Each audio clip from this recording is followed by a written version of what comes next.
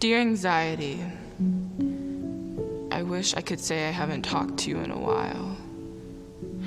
That would be a lie. I know I can always count on you to come when I call, and yes, I do call. At first, I thought you were just an unwanted visitor who just couldn't take a hint. But maybe I found comfort in your guest appearances. Maybe I called you up to come over because I was lonely, and you, my friend, were always dependable. I felt like things were going just a little too good, and I assumed that you'd pop up anyway, so I invited you over.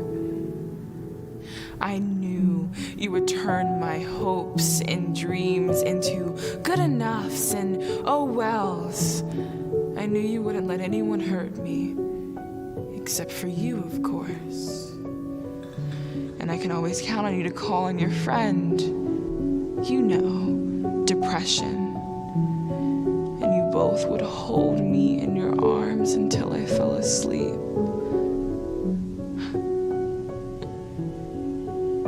I don't know how to say no to you.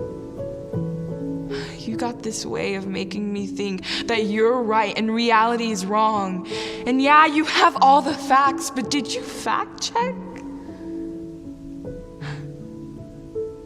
Your job. There's a tree. There's always a tree in around. In fact, you see people that are doing agriculture and things like that. Probably they're into. I don't even know that aspect of agriculture that deals with trees and things. They tell you that you should have trees in your house so that you can have good ventilation in your house. They tell you that it's good psychologically. When you have good ventilation, it has effect on you psychologically. I'll tell you that one later. Don't ask me now. And the tree has roots and it has stems and it has branches. It's just the way I'm just defining the simplest way I think we can relate with anxiety now. Anxiety has three major roots, and the stem itself is anxiety. They are all a function of anxiety, and the branches are just tendency of those roots that are under it. And when we talk about these roots, what are the things that we are saying that they are roots to anxiety? Number one of it is pressures of life. There's just so many pressure around life. Pressure to meet up to friends, pressure to meet up to trending issues, pressure to meet up to what's bopping, pressure to wear the latest things. There's just so many things around pressure. People are living in a life that they are just being pressured to live in a certain way. They are being pressured to do certain things in a certain way. They are being pressured to do. And when you are living a life of being pressured, anxiety is just so close to you. In fact, you are just living in such a way that you and anxiety, you are the same. That's just like anxiety is living with you. Somebody was saying in the video I'm going to be playing during this therapy session that anxiety is like a guest that you don't know you are the one that invite anxiety yourself. And one of the things you will use and know that you invited anxiety yourself is when you are just so pressured, you are living under pressure to meet certain goals, to meet certain societal expectations, and you don't have a life of your own, you don't have a culture of your own, you don't have an identity of your own, you don't have a thought of your own. So you tend to live a life where you're just expecting so much from people. For example, probably you are a kind of person that does social media things. You do a lot of things on social media because of the pressure to cash out, because of the pressure so that people can keep liking you. People can keep liking you and things. I'm going to tell you this story, but let me just say, because of that pressure, there's tendency that you might be pressured to do things that are out of sense, things that are not making sense. Example, uploading nudity. Is that English? Uploading nudity. Yeah, uploading nude pictures. Let me even say it. Uploading nude pictures. Let me say uploading nude pictures. Why? Because you want to cash out. You want 1,000 likes. You want people to follow you. The story I was about to say was me watching Chud's video on his interview with this guy. What's this guy? Bobrisky, and he was really saying something. He said he has more than these followers. A lot of people follow him, and when he was a male, people don't follow him like that. But when he decided to turn into a female transgender, people began to follow him. He's getting paid, he's cashing out, and he's okay, he's cool. He believes that being pressured to behave certain way or transgender to certain things is what makes him to cash out. And the same mentality a lot of people outside there have. They have that mentality that okay, they need to behave certain way in order for the society to accept them, in order for the society to just love them for who they are and just be feeling them that this person is doing good, you are doing well. I am not condemning him in this sense. I am only saying that that is his belief, that is what he stands for.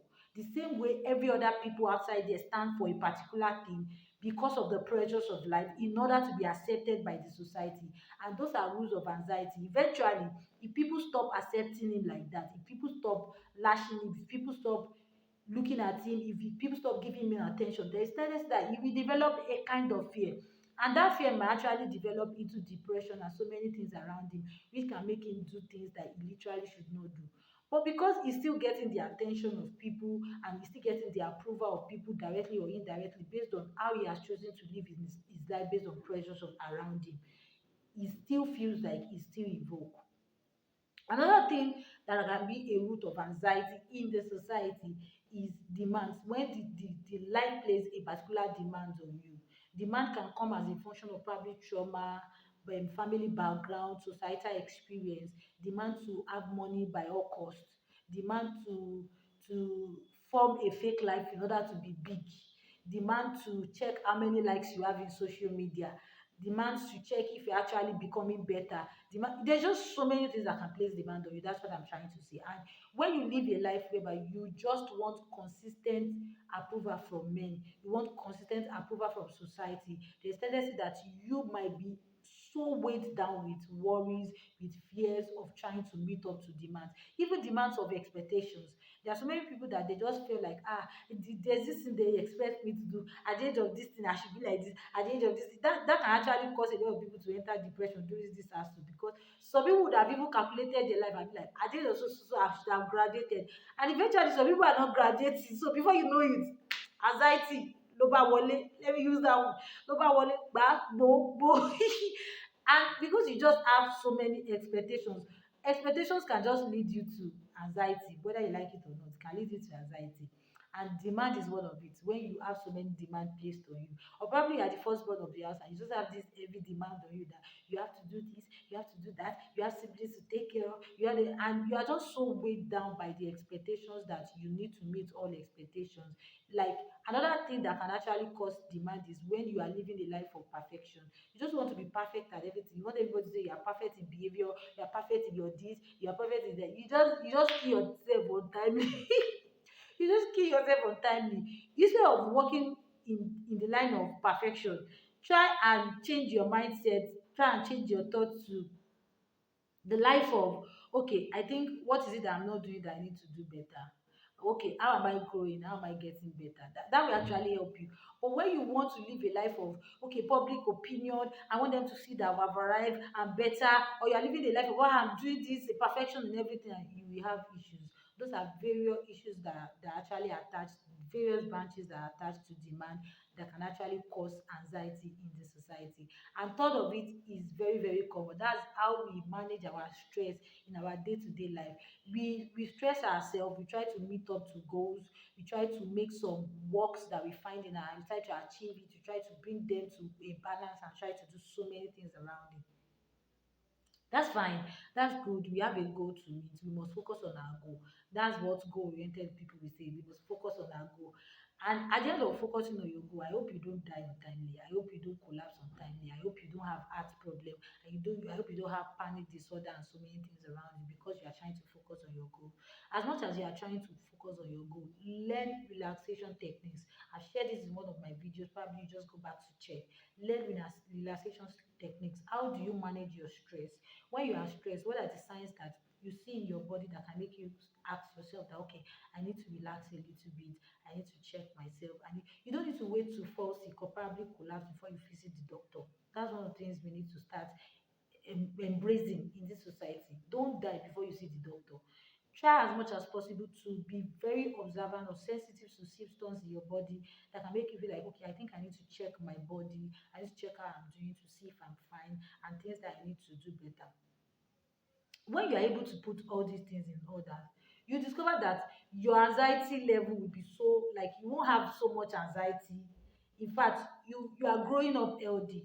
One of the things we don't know is that anxiety at later age causes high blood pressure, and high blood pressure can move to hypertension, and hypertension can actually move to stroke. That's one thing we don't know.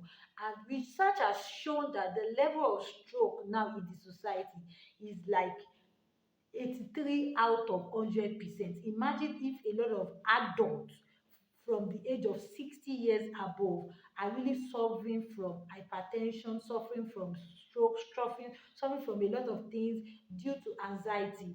Another thing we don't know is that anger is inside anxiety, because it is actually your fear or your insecurity that can actually lead to that thing. Probably somebody is doing something that hurts your ego, and you just feel like it is what you giving action and parading, breaking bottle is waiting for you in future at the end of the day. Because at the end of the day, forgiving that person is not that you are helping that person, it's that you are helping yourself. One of these days, I'm still going to talk around forgiveness and what it means to really to be genuinely to really genuinely forgive somebody, and what it means for you to see what forgiveness does to you. That's another topic for another day. But me talking around anxiety now, I'm telling you the tendency of what anxiety could bad for you later in future. It could bad so many things. It could bad depression.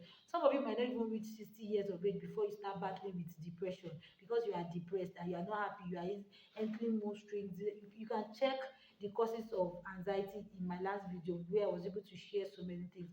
Today, I just want to focus on the matters that are just so obvious in the society, and they are evidence of anxiety in the society.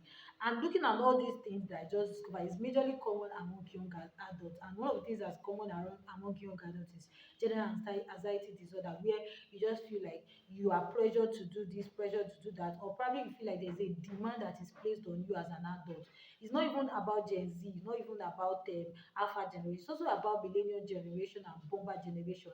They have just this demand on life to meet up to family needs, to meet up to societal needs, to prove to become a better man than what they expected from the family that they were coming from, that they couldn't get, and things like that. They just have that major demand that is placing anxiety on them. And they just have that demand that they want to pay bills. You pay these bills, you pay that bills, and so many things around that could cause anxiety. And what I'm saying is that anxiety visits everyone at different level. Nobody can escape anxiety. It's just the way we respond and we handle anxiety that actually matter. And one of the things that helps you to respond well to anxiety is when you are aware of the things that are causing anxiety in you. What is that thing that is causing fear in you? What is that thing that is causing worries in you? If you are aware of those things, you'll be able to know how to respond to them. And when you are sure that this is what is causing you to feel this certain way, or to develop fear in certain way, you will know that, okay, this is what I need to do to evolve around it. And I hope this video has helped you to pick one or two things that has actually point out that this is the level of anxiety you are having, or this is what is causing anxiety in you. And once you're able to understand that these things are triggers to anxiety, the next thing you go is how to curb those triggers, probably shutting off certain things in order to curb those triggers. If you can shut it off, just shut it off. If you can walk away, walk away. If you feel like probably isolating yourself is what can give you a good mental health and sanity, isolate yourself. If you feel like not staying in that environment is what will help you, don't stay there too much. You can just go and come, go and come, as long as you are building a good mental health for yourself. And the list on how to really work on it is that when you shut it down, try as much as possible to shut any thoughts or any suggestion that your mind might bring concerning that thing. Probably your mind is just saying, ah, did you see this, did you see that? Your mind can be bringing so many imagination and thought around this. Just shut it. Like, try as much as possible to build faith above your fear. Shut it. Try and listen to sermon, listen to things that can help you. Let me quickly give you 5 major things that can help you to overcome day-to-day anxiety or day-to-day worry. Number one is listen to music or sermons. Listen to sermons, hear people that say things that are positive. It will help you a lot. And those things will actually build a kind of inner stamina inside of you to be able to overcome whatever it is. Listen to positive music. Don't listen to music that makes you feel like, okay, you are lacking behind in the generation and things around this. Number two around this is that listen to positive people and find positive people around you. I've said that in my last video. Go and check it to get full gist on that. Number three around it is that you have to learn to develop good positive thoughts about yourself. Don't always feel bad about yourself. Don't always think bad about yourself. Develop positive thoughts about yourself. It will really, really help you a lot. Number four is develop a life of confession affirmation. Say something good to yourself. Say something good about yourself and say something good to your day. It will actually help you to build a level of focus and it will help you to feel more relaxed. I would have loved to say more around it, but there's no time to check time.